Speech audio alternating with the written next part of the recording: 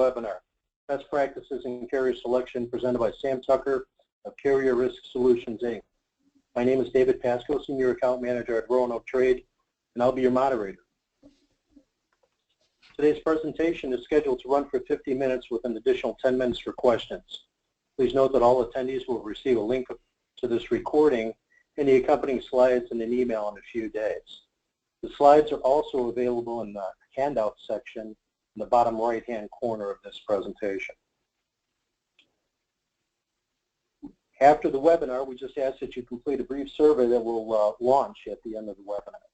Also, attendees are eligible to receive 1 CES and 1 CCS credit from NEI for completing the webinar. If you do not include your CES ID with your registration, you can still send it to us at infospot@roanokegroup.com. Before we get started, I'd like to tell you how you can interact with us today. Throughout the webinar, we encourage you to type your questions into the questions box in the control panel at the right of your screen. We'll answer as many questions as time allows during and at the end of the presentation.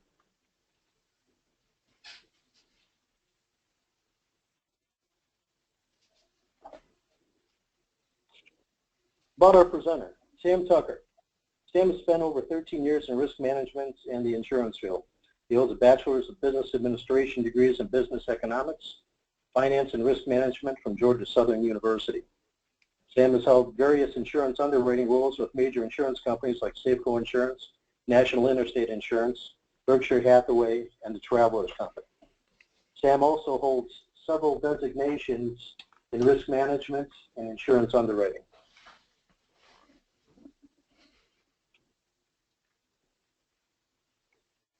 And with that, Sam, would you care to start the presentation? Yeah, absolutely. Thank you, David. I appreciate it. And thanks, everybody at Roanoke, for having us. And everybody on the phone, thanks for coming today and joining us. Again, my name is Sam Tucker. I'm the CEO of Carrier Risk Solutions based in Atlanta, Georgia. And we're going to talk today about selected motor carriers. Just to go over a couple of bullet points about what we'll cover today. Going to go over the background of carrier selection, a little bit of legal concepts and things that have got us to this point. Why should we really care about carrier selection? What are we doing here? What do we really care about? What do we want to know about? How freight brokers can become liable for loss or damage to either goods or property or people. And then we'll wrap it all up and bring it together and talk about some best practices for selected motor carriers.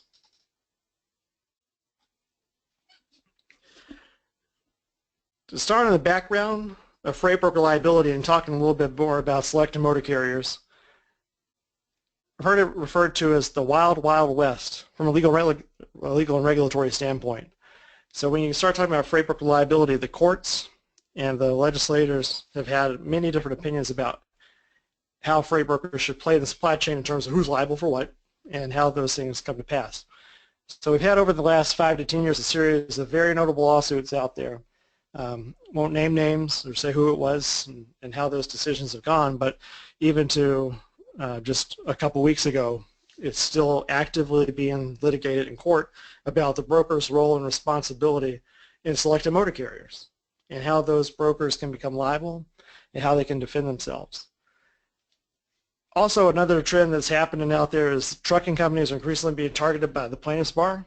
A lot of people are saying these days that suing trucking companies is like suing big tobacco back in the 80s and in the early 90s as well. So as that continues to happen, obviously that in search of deeper pockets automatically flows up to the supply chain, to the freight brokers, and even to the shippers in some cases too, depending on what theories of negligence the lawyers like to choose.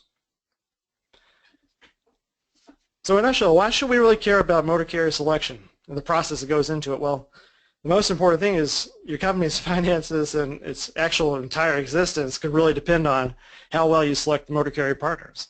So I think that, at the heart of the freight brokerage operation, it's one of the most important things you can do. And as technology has evolved, as the internet has evolved, as the Internet of Things has evolved, as freight brokering continues to become more and more fast-paced and also more and more, not so transparent necessarily, but actually opposite that, really hidden behind computer screens and everything else versus how it was previously. You know, it's a little more relationship-based, and there's still obviously a lot of relationship-based associations out there, but at the same time too, the internet has allowed us to hide identities, to do different things, and to just make it a little more challenging, especially from a liability standpoint, because the folks who you may have known previously, the way freight is moving these days has caused you to increase the speed at which you execute transactions. So that's obviously increasing the potential liability exposures, and it's something you have to really consider and stop and think about. So let's get right into it. 3 main ways that brokers can become liable for loss or damage. And we'll go through each of these. Assumption of loss under contract, vicarious liability or agency principles, or negligent hiring. And we'll talk about assumption of loss under contract and vicarious liability a little bit, and then we'll get into the negligent hiring portion, which is really the meat and potatoes that we're talking about today for select and motor carriers. So the first liability theory for freight brokers becoming liable for loss or damage is assumption of loss by contract. So essentially, especially when you're talking about different statutes that have been passed in throughout the years, generally speaking, freight brokers intentionally don't necessarily have liability automatically built into the supply chain. It's really the advent of the lawyers starting to attack deeper pockets throughout the years that's really come to pass. So as that's continued to happen, shippers have obviously looked for a different way to kind of shed liability back down the supply chain line to the brokers, and even more so down to the actual motor carriers themselves as well. So one way that you could actually become liable for loss is by assuming that liability under contract. And the most important thing here is to remember that even though it's a contract, it doesn't necessarily have to be a written contract. So obviously, I mean, automatically think of when we say contract, you say, oh, the shipper-broker agreement or the broker-carrier agreement. But it doesn't necessarily have to be in writing. It could be verbal, or it could also be implied, meaning that, you know, just common practices between broker and shipper. In some ways, like if you consistently pay a type of loss one way and then all of a sudden you decide that's not going to work, or if it doesn't work out with your insurance carrier or whatever the situation is, you almost just stop yourselves from continuing on down that line and saying, oh, no, we're not going to do this anymore. But you almost have an implied contract with the shipper or with other parties based on just the actions that you had previously. So the common business practices can, in fact, create that liability for you. So definitely something to look for, and especially verbal too. That's a little hairier and a little and much less common too, obviously. Especially these days with recordings and everything else. I mean, it's a lot easier to say, oh, well, he said this online, or this is what we're talking about, and this is what we're going to do. But okay, so Tim, would you say that it would be a good practice to have some sort of almost script ready when you were talking to a shipper about what their expected liability? Yeah, I think that's certainly a possibility, David. Absolutely. I mean, if you have, especially when it comes time to get down to brass tacks and negotiating the final portions of the rate and movement, yeah, I mean, it's definitely a good idea to have a consistent, if not necessarily a script, just a consistent amount of information that you provide either in writing or over the phone to both to the shipper and to the motor carrier as well, just depending on which party you're talking to that time. Yeah, absolutely. And so with that too, I mean, it's just be mindful of the contracts. And again, just don't pay attention specifically to written contracts. Always consider the verbal contracts that you might create and liabilities that could come from implied contracts as well. So with that too, I mean, this is a lot more common with freight loss and damage claims versus some of the things we'll be talking about today, which also apply to like auto liability as well. And one of the main things I like to say is don't tinker with the Carmack Amendment. You know, it's over 80 years old. The Carmack Amendment, the 49 U.S.C. subsection 14706 is the specific, you know, reference for all you nerds out there. If you want to go take a look at it, I mean, if you're not familiar with it, most people probably should be, but it essentially says, you know, motor carriers are strictly liable for loss or damage to freight while it's in their care, custody, and control, unless they have one of 5, you know, liability exceptions, which are, you know, act of a shipper, act of a public enemy or of war, acts of God, acts of public authority, if the government decides to destroy something, or if it's inherently just something inside the goods make it break down with inherent vice. So generally speaking, you know, some folks like to get involved and mess with the Carmack Amendment, what it says, especially with time limits and things like that. Just a general best practice as far as that contractual liability changes are concerned it's best to try to stick with a lot of the boilerplate in the most parts. There's really, really limited exceptions why you'd actually try to waive the Carmack Amendment in your shipping contracts, and we recommend our clients do not, and I recommend everybody also do not do that. So again, too, I mean, the best defense in this situation is what I call the perfect liability pass-through. It's more of an ideal than an actual guideline or rule or anything like that, but what you really can do is try to pass liability on from the shipper directly onto the motor carrier, and where you absolve yourself of as much liability as possible.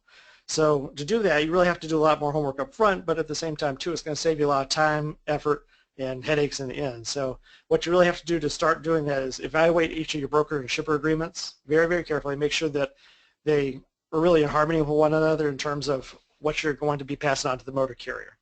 So when you look at the broker-shipper agreement, if it says you have to have X amount of auto liability coverage, and then you go back to the motor carrier agreement with the broker, it also should have very similar language to it as well.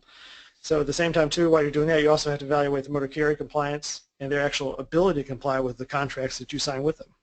So on the broker carrier agreements, it's also important to double check and make sure they actually have the ability to comply. So if you have a shipper's contract with your broker and it says you have to have a $500,000 cargo limit, for instance, or it can't exclude reefer breakdown coverage or whatever the situation is, you have to make sure that your motor carrier can actually comply with those, or you could be on the hook for the liability there. Something else that happens too that we see quite often is kind of, again, the assumption of liability. The shippers will put in there, they'll say, you're going to be liable as a broker or as a motor carrier under this contract. So it doesn't matter how you shed liability off to the motor carrier partner that you select, they're going to say, you're acting like a carrier in this case. Per our contract, per the broker-shipper agreement, you're signing this document saying that, yes, you will be considered a motor carrier in terms of this actual contract. So the real problem with that is obviously you're not a motor carrier, and you're not liable as a motor carrier under common law and under the Carmack Amendment. You have a different liability standard that you're held to. And unless you have a lot more money for what you're doing, if they're willing to pay you more for that extra liability, or if it's something exclusive that you really, really want to engage in, then it's a little bit different. Obviously it just depends on the negotiating power you have at the time. But again, too, I mean, I can't stress enough, you have to be very, very careful trying to waive Carmack. It's really hard to do to begin with, but what we find is that most of the time it only really benefits the attorneys that are involved. They're the ones that get really, really creative in terms of trying to change the contract and make it, customer-centric and be able to kind of mold to the situation. But at the same time, too, you really don't want to go messing with common law and things that have been passed down, like I said, 80 years, and there's tons of civil law out there that supports the Carmack Amendment and preemption of states' rights and all kinds of different stuff too. So very important, just try to leave it alone. Try to leave it alone in terms of freight loss and damage. And then again, I mean, it's like I said a few minutes ago, extra time invested up front, you're always going to save yourself time, trouble, money, and lots of more gray hair in the end too. So again, check the broker shipper agreement, check the broker carrier agreement, make sure there's harmony between those, and make sure you're able to comply with the shipper agreement that you sign, and make sure that the motor carrier that you contract with is also able to fulfill their duties under the contract they sign with you. So second liability theory is vicarious liability and agency. This applies a little bit more, actually much, much more to auto liability. And you see, like I said, the referenced cases we were talking about at the beginning of our conversation, a lot of the times too, when plaintiff attorneys are looking for deeper pockets, it's really if there's typically a wrongful death action or something along those lines where there's a need for deeper pockets. Generally speaking, if you have a cargo loss, it's going to be, depends on what the value of the goods are, obviously, but I mean, it could be $250,000, $500,000.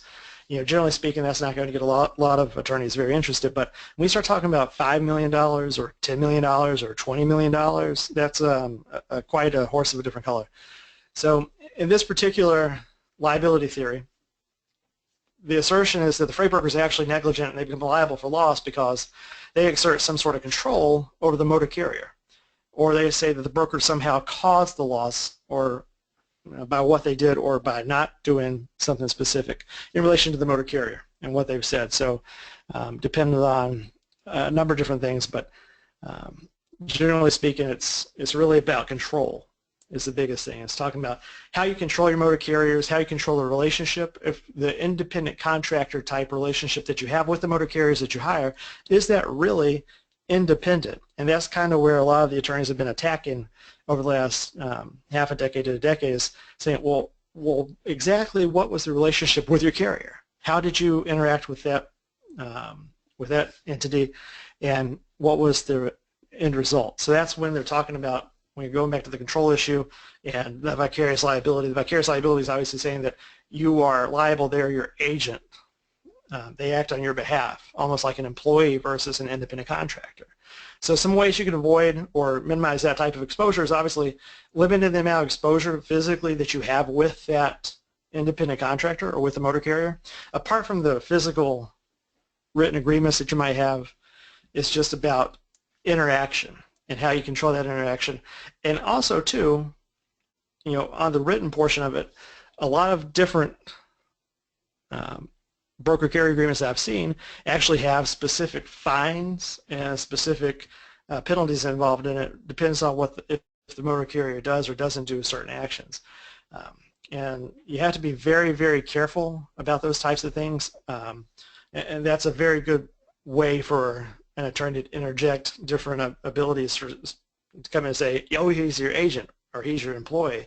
So you can actually fine him. You have that kind of power over him, and it just creates that kind of presumption and say, well, it's a question mark. You have to remember, in civil law and juries, you're talking about preponderance of the evidence and what they can potentially get a jury to believe. So you have to really look at some different things through the lens of a jury if you're on the jury, and say, well, does that make sense? And kind of the same thing with the independent contractor status and scrutiny.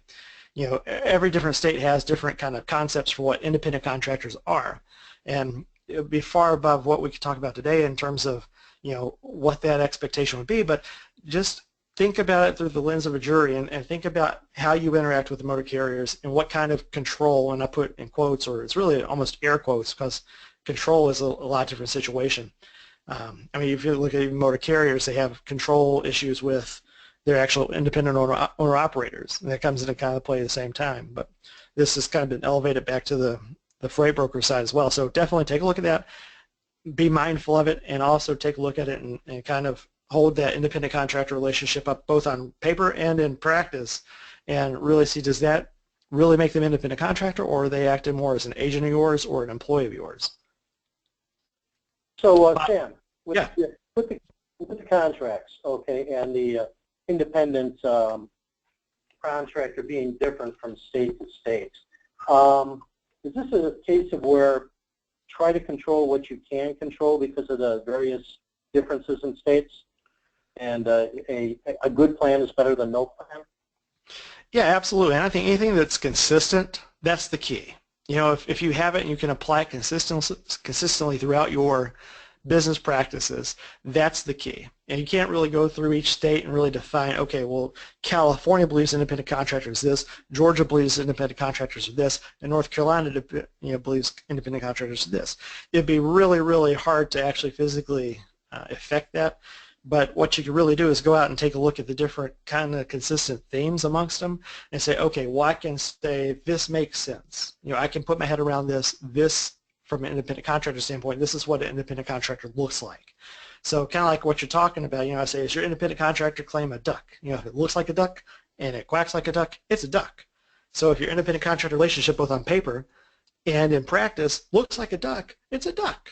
And so any plaintiff attorney will have a really, really hard time trying to convince a jury otherwise. And there's actually a popular case that this was passed down a couple weeks ago where the freight broker was actually able to successfully defend against a similar action like this, a vicarious liability and agency action. And they also asserted there was a joint venture too. But that was actually dismissed as well because they said that there was an equal amount to gain or lose based on a transaction, and what we were talking about previously about them being controlled, the motor carrier wasn't really controlled, and that was a critical key question to the situation. So again, is it a duck? If it acts like a duck, it quacks like a duck, hey, it's a duck. And again, too, extra time up front. Take a look at your actual contracts. Take a look at your business practices. Take a look at how your freight brokers interact with the motor carrier partners that you select, and really take a look at that and examine it and say, okay, is it clear that these folks are independent contractors? Do we treat them like the independent contractors, or do we treat them like agents of ours? And that's a gray area. I know it's gray, and that's a good place for folks to exploit that. So it's better for you to take a look at it first, be really consistent and clear up front, and then try to apply that across your business organization. Hey, Sam, I'd like to interject a question right now. Sure. Out of our audience. We have a question. Can you please define freight broker and how a custom broker falls under that definition or not? Yeah, it's funny too, because the federal government just came out with their official definition of freight broker, but at the same time too, the biggest situation, whether or not claims or customs brokers fall into that definition, they don't. That's my understanding of the situation. With the freight broker, and the way it traditionally is looked in the marketplace, is simply that they don't physically touch the freight that's being hauled. They simply arrange for transportation of goods. So the motor carriers haul, the freight brokers actually arrange for transportation, and the shippers, well, they can arrange for transportation as well, but they can also engage or 3PLs and or freight brokers and or freight forwarders in the process of going through and arranging for the transportation of the goods. Yeah, this has been a point of contention with the NCBFAA and throughout the industry about when, in speaking to Customs, Customs says that when Customs business is done, okay, when that product clears, it is no longer Customs business, no longer has the protection of a quote-unquote true bill of lading. So anything after that Customs business is been finished is then property brokerage. I believe I've heard something similar to that too, David. You're right. And you're right too. I mean, it's one of those things. I mean, like I said, it's the wild, wild west, right? Unless the government or unless the court system comes out with something definitive and folks can hang their head on it consistently and say, okay, we have a better idea of what the liability is, or a better idea of what even the definitions are. Like I mean, it's crazy that we're just now getting to the point where we're just now defining what a freight broker actually is under the law, under MAP 21. And so it's crazy but true, And it's fraught with, I mean, the entire supply chain is fraught with similar situations to that. All right, so let's get into the fun one, the third one. Liability theory number 3 is negligent hiring. And the most important one of today's discussion, because this is where the real liability exposures come into play too. So when we talk about negligent hiring, we're talking about the freight broker being liable when they hire a motor carrier. And the situation is, the assertion is that the freight broker should have known or did know that motor carrier would cause a loss, or that could potentially cause a loss based on the past performance of their safety history. And again, to me, that's the most common theory asserted, is this poor safety record, even though, again, kind of like we're talking about a second ago, David, it's just not defined. That's the biggest thing. It's like, well, what is a poor safety record, right? That's the key critical component of the particular debate, is what's a good carrier versus a bad carrier.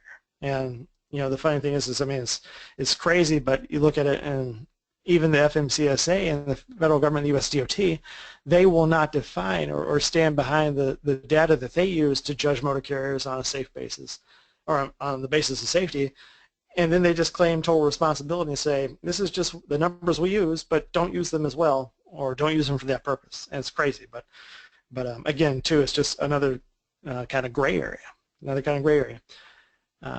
so again, too, I mean, when you start off looking at negligent hiring, just look at the contribution. That action causes contribution. So it's, again, about being very consistent about your business practices. And let's dig in a little bit and take a look and see exactly what we're talking about here. When we're talking about the best defense to a negligent hiring action or an assertion, is a couple things you have to do. The way we see it is you have to understand how to verify a motor carrier's authority. You have to be able to understand and evaluate to some degree, that's not defined, but how safely a motor carrier performs. And then how to evaluate a motor carrier's insurance coverage is also a critical component of the situation. And what you want to do is develop a consistent set of principles or selection guidelines that you can apply across your entire business practice on every account. So it's really when you have those exceptions, or you have that one carrier that just doesn't quite make the mold of what you've agreed upon across the organization, and you go ahead and bring them on, or you go ahead and load them, and that's when the real problems happen, when you go against the rules that you set in place.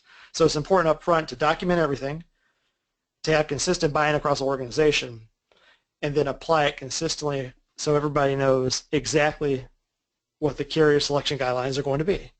And a lot of freight brokers, when they get bigger, have dedicated onboarding departments who specifically only screen motor carriers.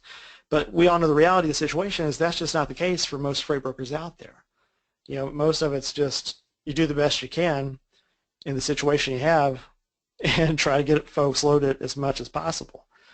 And obviously, too, again, like I said, the key is documentation. So if you document the plan and then show that you can apply it consistently across your business, those are really, really outstanding practices to put in place. So let's dig into these a little bit. Thanks. Let's dig into these a little bit, too. Just to interject one thing here. Yeah, absolutely. From an underwriting standpoint, you know, in asking, you know, prospects about, you know, what they're doing about, you know, carrier selection, I've come across some people that have a fantastic program that the owner or the general manager of the company has, and then you dig a little deeper and say, okay, you know, Judy, who is unloading carriers, has she actually been trained and signed off on any training for that? He says, well, no, not really. Okay, right. So I respond to them that, you know, in a case like that, you're not being a really good defendant when the time comes.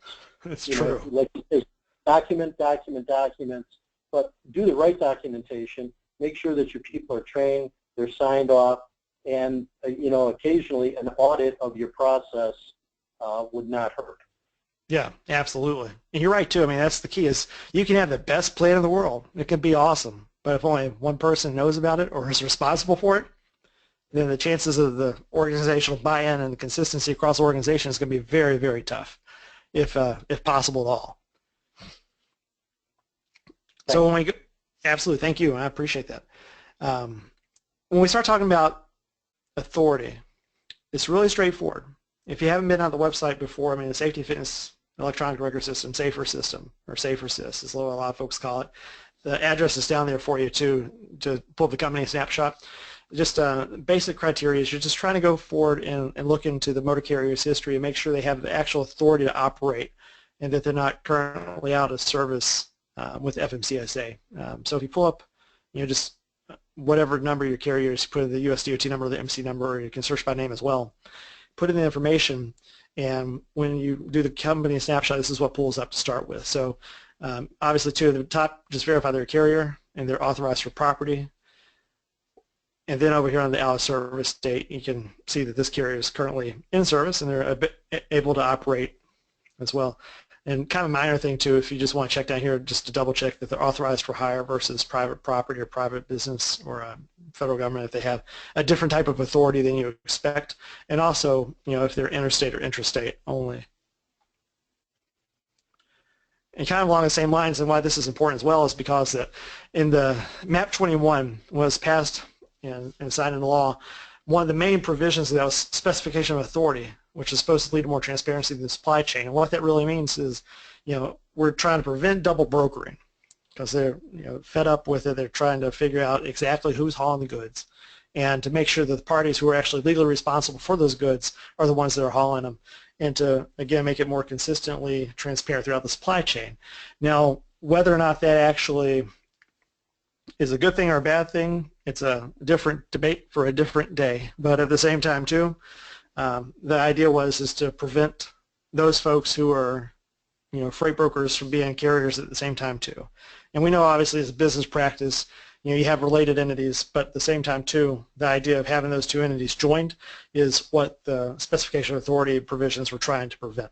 So if you're currently engaged in double brokering and not doing it appropriately, then you're violating the law. at the same time too as well, kind of we talking about a second ago, when you come over here making sure that they're a carrier, you're making sure you're not actually brokering it to another freight broker. Hey, Sam, could you actually define double brokering? Yeah, absolutely, and it's a little bit different too, because you'll hear it a couple different ways. Some folks can call it interlining, which is a little bit different. Double brokering is obviously somewhat different than that too. When we talk about double brokering, what we say is, generally speaking, you have the shipper who tenders a load to a broker, and the broker will in turn tender the load to a motor carrier or to another broker or a related entity, and then whoever they broker to will go again and have another entity complete the actual physical movement of the property, of the goods. And so when the freight broker in the middle loses control of that transaction, the liability gets muddied in terms of who's actually responsible for it, who has care, custody, control, and who has liability at that point. And so anytime you have a situation where it comes to double brokering, it's obviously a lot more complex of a situation, and the liability that results is always different, and again, much more cloudy than it is clear. So the legal status of double brokering, can you achieve it via contract? Not specifically. You have to have the contracts in place, and that's a good thing, but you also have to do it via your authority. So you can't actually hold the same authority as a broker and as a motor carrier at the same time. And that's a big key, and that's what MAP 21 was really trying to get at, was preventing motor carriers from engaging in freight brokering and preventing freight brokers from engaging in motor carrier. Say, hold yourself out as one thing and nothing else. And obviously, too, like I said, we all know that the reality of the situation is quite different. And even though we may be ABC Freight Brokerage on this side, we have ABC Trucking on the right-hand side.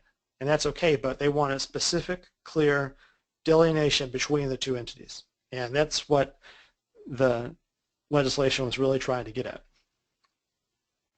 I know, and from a cargo claims aspect, I know that a great deal of our claims activity actually come from when things are double brokered, things are handed off to carriers that the shipper has no idea, or the broker has no idea that has actually taken place.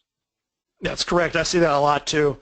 Throughout my underwriting career, I saw that a number of times. And again, tell me the real problem is that from an insurance perspective or risk management perspective, the largest problem is that you lose control. And so if you have your brokerage and you have the best set of guidelines you have for selecting the motor carrier, that's great. But if they turn around and give it to somebody who's more nefarious, or somebody who doesn't know what they're doing, or somebody who, again, you have no idea about, then that's a problem.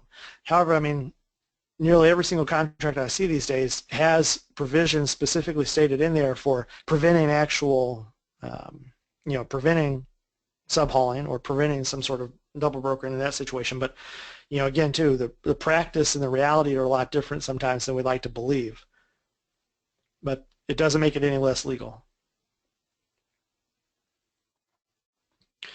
So we talked about authority. Let's get into the soup and nuts of it. Let's talk about judging safety. We've got a lot of good stuff here and a lot of stuff to go through, and we're going to try to be as clear and succinct as possible and just give you some real good pointers to think about in terms of, maybe challenge some previous conceptions you had about what a safe operation is and what they look like and what they might be. So look at different things throughout the SAFER system. Again, this is the same information that we pulled up on the carrier snapshot from earlier.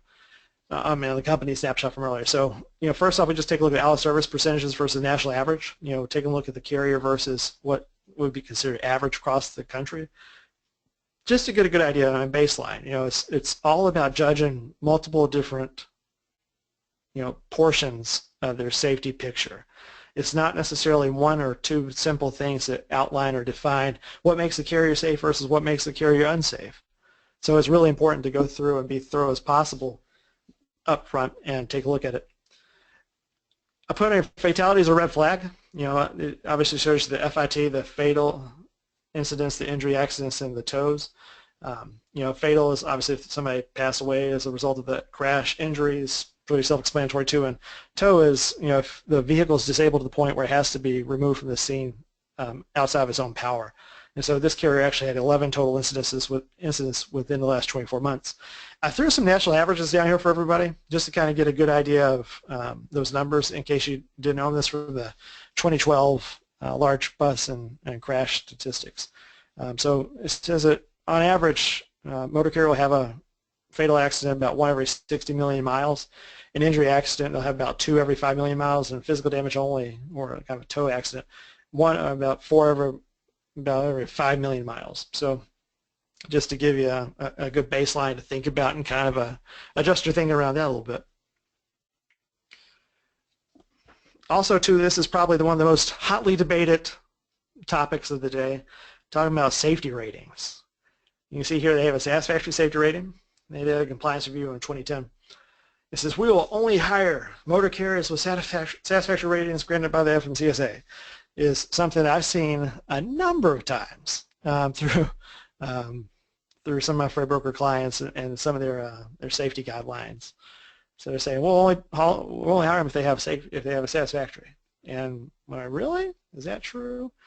So I say, oh yeah, is that right? Yeah. So if you look out at the total census of the motor carriers, the last numbers I saw, unsatisfactory, about 0.4% of the motor carriers out there, 530,000 or so motor carriers, 0.4%, less than half of 1%. Conditional, 4% of all carriers had a conditional safety rating. And what would you guess was satisfactory? So 0.4%, 4%, satisfactory, you think it would probably make up the rest of them, right? Well, not necessarily the case. It's only 18% of the carriers out there actually have a satisfactory safety rating by the FMCSA. Most of them are not rated through many, many different reasons, but generally speaking, it's just the FMCSA doesn't have enough manpower and willpower, frankly, to get out there and be able to promulgate a safety rating for all the motor carriers out there. So 78%, almost 80% of all motor carriers operating on the roadways today do not have a safety rating. So when you go and try to base a really good carrier selection guidelines on a safety rating alone or a safety rating in combination with a couple other things, that might not be the best idea. Kind of along the same line. Oh, yeah, sorry, go ahead, Dave. What do you do about your non-rated carriers? Well, it's funny you should ask that. It's again, hiring non-rated carriers and hiring unrated carriers, or whatever you want to call them, it's really du jour, right? It's the topic of the day. I mean, it's a thing that everybody sees. For us, for my clients too, when we're talking about it, what we always say is, you can't evaluate it you can't evaluate a carrier just based on one parameter. You have to have an overall picture of the safety of the operation or what your feeling of the operation is. And so if they're not rated, it's usually because either one, they're smaller, which the reality of the situation is many freight brokers deal with many smaller carriers because that's kind of the nature of the beast, right? So and generally speaking, a majority of the folks that you'll deal with will be non-rated. So looking at that, it's really about taking them into consideration the other factors, the accidents, their CSA basic scores, prior loss history, and other things that we can talk about here in a minute to really get a good picture of the overall safety, versus just one or two different aspects of it. And something too that, as you can see here, that the FMCSA doesn't really have a good fit or feel over what the safety regulations are, and that's the real problem. Is that and something that was addressed in the FAST Act, the FMCSA's passing of the FMCSA's new safety fitness determinant regulations that were passed through in late January of this year. The deal was, trying to figure out, you have all these carriers that are satisfactory. You have, like we said, almost 80% that are not rated. And then the conditional and those that are unsatisfactory. Well, the problem is that you can have a conditionally rated carrier, but there's no teeth behind it. It doesn't do anything. You have folks who go on conditional ratings for years and years, and there's no difference in terms of their operational capacity and ability. Now, you can argue that, from a business perspective, yeah, it's probably not the best idea to hire those folks because they have a conditional safety rating. That's kind of the scarlet letter in the industry.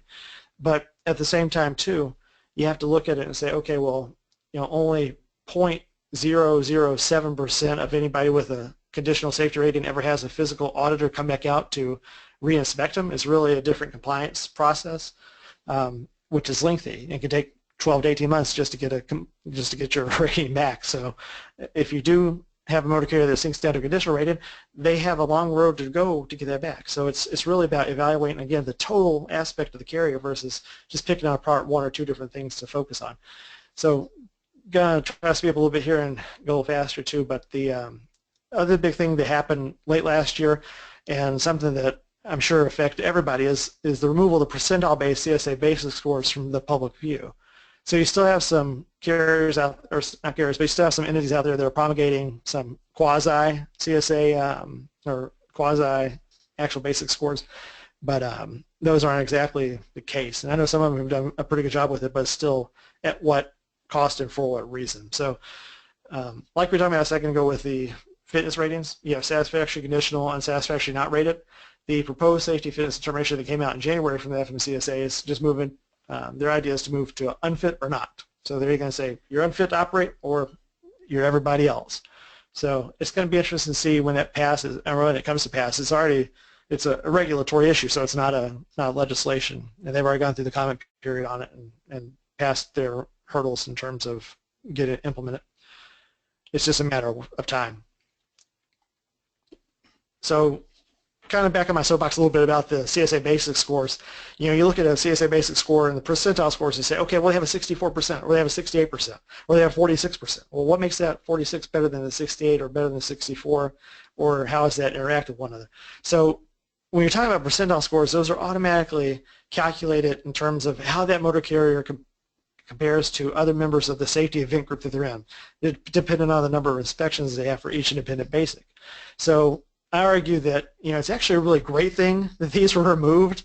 One, causes it focuses to more, or it causes us to focus more on the carrier versus actual on the safety event groups, which is kind of erroneous, because you could have 1 month move from September to October, October to November, and in 1 month your motor carrier may have had a 64% or a 40% and not had an alert, and then all of a sudden they have a 62% just because other members of the safety event group may have gotten better while your motor carrier didn't change at all. So that's a huge flaw with the CSA system. That's something they're obviously looking at right now, and before they can reintroduce the system to the public view, they're interacting with different stakeholders to figure that out too. So what you have now are the raw basic scores. So you're seeing the 5.75s and the 7.44s, which is, again, it's a head scratcher and say, well, what's this? What does this do? I mean, how can I possibly look at 5.75 and say, oh, that's a great carrier versus 2.4? You know, the only thing the FMCSA says is the closer to zero you get, the better. Okay, well, that's great. All right, but at the same time, too, how practical is that? And it's, you know, for all intents and purposes, it's not. So what I suggest is, instead of trying to focus on a specific number, look at the last 6 months of history. Look at the last 12 months of history for the carrier and see, you know, has that carrier's performance improved? Has it gone up? Has it gone down? What's kind of the overall situation? So when I go take a look at a motor carrier's SMS information, the safety measurement system information, I always go take a look at the raw scores to begin with, so 5.75 or 1.28 or 5.71, try to kind of get a baseline of where that is in my mind. Always chose the complete SMS profile. That's always the best opportunity to see the most important information as clear as possible. And then if you want to drill down for more information, you can always click on the tabs up here at the top to take you into the different pictures like this. So if you click on unsafe driving, kind of like I was talking about a second ago, you see the carrier we're talking about in question here, the same one from the example earlier. 6 months ago they had 7.44 raw basic in their unsafe driving, and now it's a 5.75. So either they had a couple good months where they didn't have any violations, or maybe a couple high point violations fell off. And they've, you know, I'd argue that, you know, you can't say whether or not 5.75 is good, bad, or indifferent, but you can certainly draw conclusions and say 7.44 is higher than 5.75, and 5.75 is obviously better. So it's just about taking a look at, again, the overall safety performance of the operation and really drilling down and being responsible and doing your due diligence and figuring out, you know, are these carriers operating safely? So in a way, it kind of takes the focus off that one number. Is it 65%? Oh, is it 45? You know, and really taking a look at that and seeing, okay, what's behind that number? And if you look at it, most people couldn't tell you what goes into those numbers.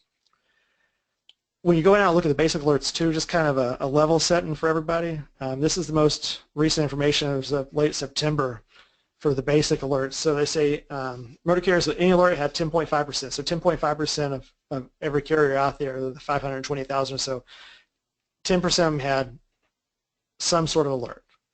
Of those 530,000 or so, 2.2% had an unsafe driving, 1.5% had a crash alert, 5.3% had hours of service, 4% had vehicle maintenance, 0.5%, so 1/2 of 1% had controlled substance alcohol hazmat, 0.01%, and only 1% had driver fitness basic alert. So again, when you're looking at it and what they're really trying to do, I mean, it's a measurement system. It's not measuring the overall safety. It's measured in different categories, obviously.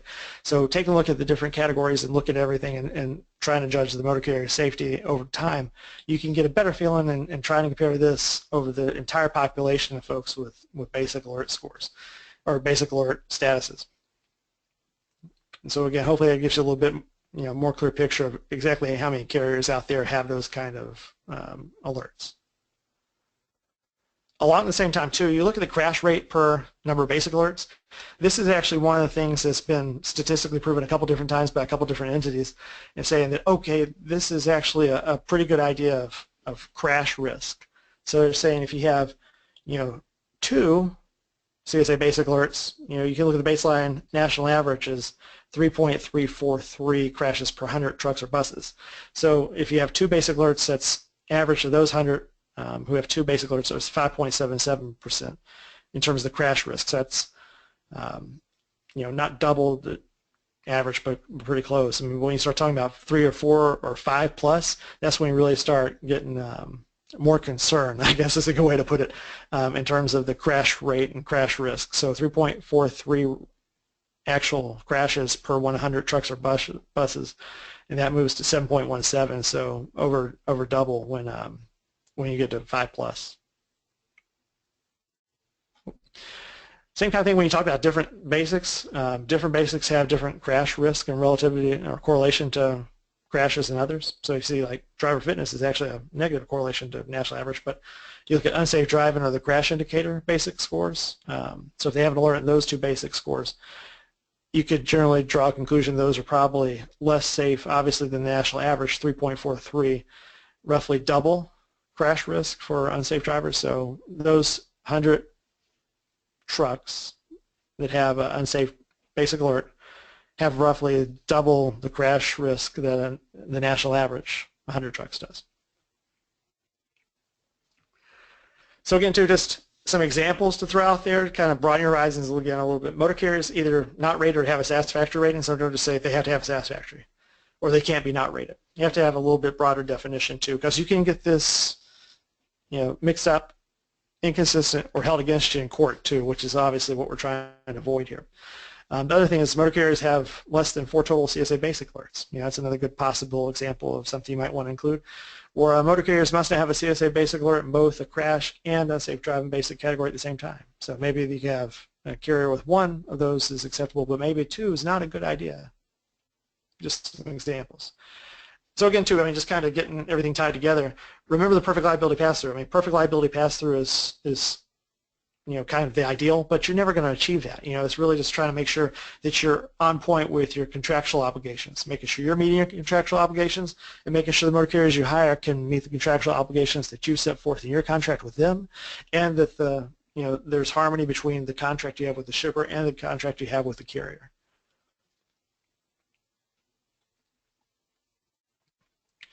Further to that too, you want to verify when you're talking about insurance too, more specifically, you want to ask to be added as a certificate holder on the auto and general liability coverages, but don't ask to be added as a liability loss pay or additional assured or a certificate holder on the motor truck cargo policy. And real short, the reason for that is because with a cargo policy, that's actually a third-party legal liability policy, so that policy pays on the behalf of the named insured. So if the insured, via the trucking company, goes out and overturns the truck and you're listed as an insured on the policy and an insured can't be liable to themselves, it'd be very bad to have a shipper or a freight broker listed as an insured on the policy. You can't be liable to yourself.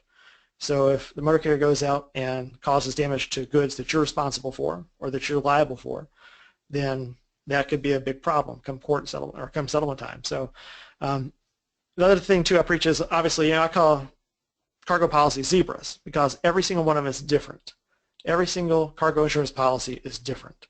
or it can be different. Some are similar, I mean, obviously, but generally speaking, inland marine underwriters, the ones that underwrite these policies, they are by nature, because I was one for the better part of 6 years, they're a little bit different. They like to manuscript things, is what they call it. They put endorsements on the policy and do things differently that they like to do, so they can go out there and make it more tailored, more customized to the actual, to the client. A couple other points to take a look at too. This is really cool because it's a little bit different. You probably haven't heard this before, but when you get a certificate of insurance, don't call the number. You definitely call the number and verify the agent's information and the coverage information with the actual insurance agent, but don't call the number on the cert. Go out to your favorite search engine, type in the agency's name and location, and get the number off of that website or the phone book or wherever else.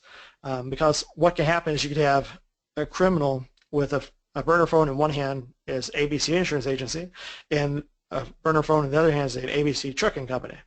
And say, oh yeah, ABC Trucking Company, yep, they have a $250,000 limit with Hanover and a $1,000 deductible. Okay, great, thanks. And you load them. But the problem is they just got away with an imposter load or a fictitious pickup is another thing they call them. They're essentially cargo theft scams. So definitely be very aware of that. Be aware of it. It's something that's prevalent out there and growing, something you need to keep an eye on. And always secure a copy of the carrier's actual motor ship cargo liability policy, including all endorsements and conditions. So make sure when you get the copy of the policy, and the question is what do you do with it? Well, you take a look at it and compare it against some of the ones that you've seen before and see if it's a quality policy or if it's not. Because frankly, cargo policies are wrought with exclusions and terms and conditions that, really punch holes in the all-risk type thought processes and wording, frankly, that's on a lot of contracts. So definitely take a look at that and be sure to have a really clear understanding of what's covered and what's not covered in the cargo policy. And consider implementing a carrier tiering ranking system. This is a best practice I think is important and not utilized enough. But again, it's just to make it a more systemized approach to actually judging motor carriers based on all their merits versus just one or two different things to set your entire carrier selection process around. So, I put some different things in here. FMC safety rating, their number of basic alerts, the cargo insurance if it's with a high quality company versus a company of questionable origin. Number of reportable crashes in the last 24 months, just some basic guidelines you can go through and say, okay, well, just different judgment points. And then I just, gave you a little sample, 3 different tiers you could possibly throw out there and say, okay, well, this carrier has these type of parameters, these have this one, and this have this one. So it gives you a little bit of basis to judge on. Sam, we've got a question about how many years of safety stats are reliable?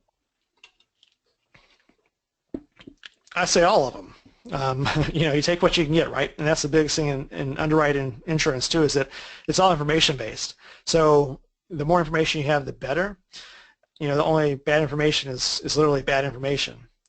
If it's older, you can obviously take a look at that and quantify that and say, okay, well, it's 3 years old. Is that as good and current as they are today? With the way driver turnover is and the way operations change so dramatically in time, it's really hard to say. There's no number you can put on it, but I mean, you obviously want to be looking at the most current information you can, and then obviously try to go back maybe 12 to 18 months. Past that, the reliability is questionable. In the insurance industry, it's generally 3 years. We look at loss runs for the last 36 months. And if you look at the FMCSA data, they look at 24 months for crashes. But if you go to the PSP program when they're surveying drivers, it's 36 months. And most MVRs are for 36 months. So, you could really go anywhere between probably 0 to 3 years and have a pretty good understanding of what the overall safety rating or safety picture looks like for that carrier or driver. Great. Okay, questions. What's the difference between a freight broker and a freight forwarder? Freight brokers generally do not touch the freight that they arrange transportation for. Freight forwarders, they actually, not always, but have the ability to take possession of the actual freight and hold it in the process. With that too, the liability statutes or liability that each entity faces are a little bit different. The freight forwarder is actually held liable as a common carrier, as a motor carrier under common law. So they're subject to the Carmack Amendment as well and are strictly liable for loss of damage to goods while under care, custody, control unless they have one of the 5 liability escapes or liability exceptions. So the freight brokers, on the other hand, like we talked about before, they're held to different liability standards than the motor carriers are, unless you, again, assume liability under contract or differently. Okay. Well, Sam, if you had to bullet point 3 takeaways from this, you know, we had a lot of in-depth things having to do with SAFER and scores. What would you say someone who has not got anything in place right now, what's the first 3 steps that they need to do? Take a look at your current carrier base and really examine the carriers that you have there that you do business with on a daily basis and judge those carriers against one another. And then come up with some sort of, you know, consistent system, not in your mind necessarily, but come up with what your ideal carrier base would look like. And even though you say, oh, I have 7,000 carriers in my database, that's great, but you really only broker to maybe 300 of them or 350 of them. So it's not that mind-null of a task to go through it and look at your management systems and say, okay, well, who are we hauling with the most? You can really Pareto principle, do 80-20 on it. And really get a good idea of the fleet safety aspects of those carriers and how they're performing for you. Then compare that to the loss information that you currently have, if you've experienced losses or even damage claims with certain carriers versus others, and try to get a good understanding of what characteristics those may have had versus others. Like if, for instance, you had a cargo theft loss, really examine the carrier and how that carrier interacted with that loss, what they did to cause the loss or what they didn't do to cause the loss, and what the onboarding process was for that carrier, and see if it's different or the same for other carriers. Was that the exception to the rule, or was that the kind of generally accepted practice across your place? You know, so it's really important just to try to get a good understanding of what you have and what you could have, and then try to come up with a consistent system. Document, document, document. Okay. Well, we've covered a lot of territory in a very short amount of time. And I'd like to thank you, Sam. It's been a very informative presentation. We will be putting out an FAQ for any of the questions that have not been answered. And now is a good time to enter your questions on the right-hand side of the pane. And we will be taking those questions and obviously putting them out in an FAQ shortly. And we would also like to remind you that we have many updates on our website having to do with the Hanjin bankruptcy. Just go to InfoSpot and navigate to Emerging Matters. Once again, I'd like to thank everyone for joining us today, and this concludes today's webinar.